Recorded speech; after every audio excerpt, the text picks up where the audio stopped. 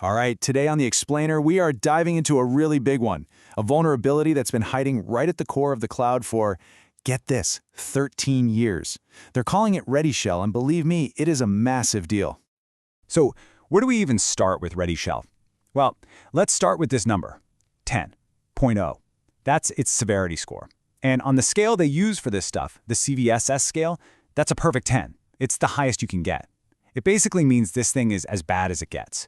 Not just dangerous, but easy to use, and it can give an attacker complete control of a system. Now here's the part that's just wild. The age of this flaw. This isn't some bug that just showed up in the latest software update. No, RediShell has been sitting there, completely undetected, in the source code of Redis for 13 years. Just think about that.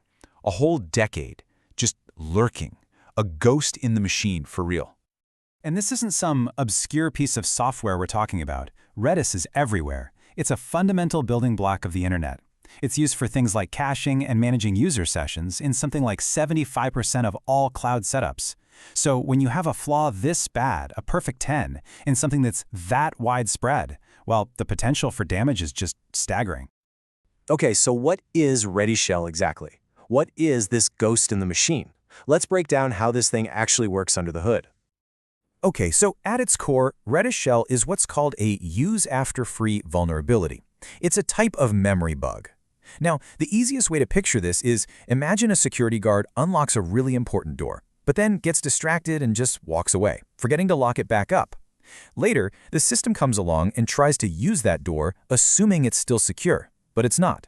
An intruder can just waltz right in. That's basically what's happening here, inside Redis's Lua scripting engine. It lets an attacker completely sidestep all the security. And just to be super clear, we're not just talking about some back-end database.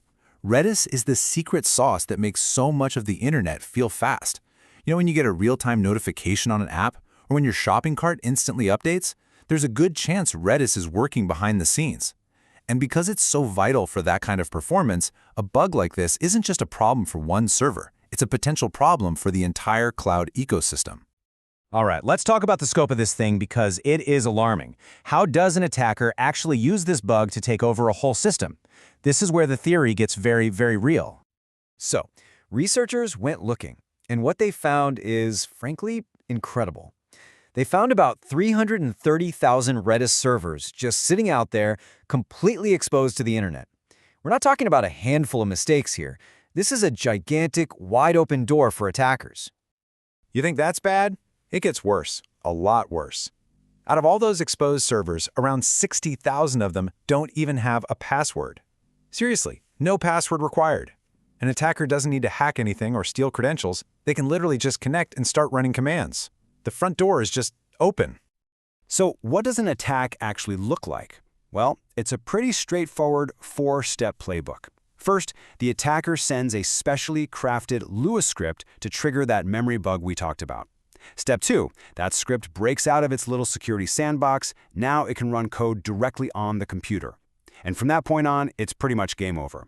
They can install malware, steal secrets, grab cloud credentials, and then for step 4, use those credentials to move sideways across the network, taking over everything. So who's really at risk here? Well, obviously, those servers hanging out on the public internet with no password are in critical danger. That's the low-hanging fruit. But, and this is super important, the risk doesn't stop there. Even servers that are only on your internal network are in a high-risk category. All it takes is for an attacker to get one foot in the door somewhere else in your network, and they can use this flaw to pivot and turn a tiny problem into a complete disaster. Okay, so let's get to the most important part.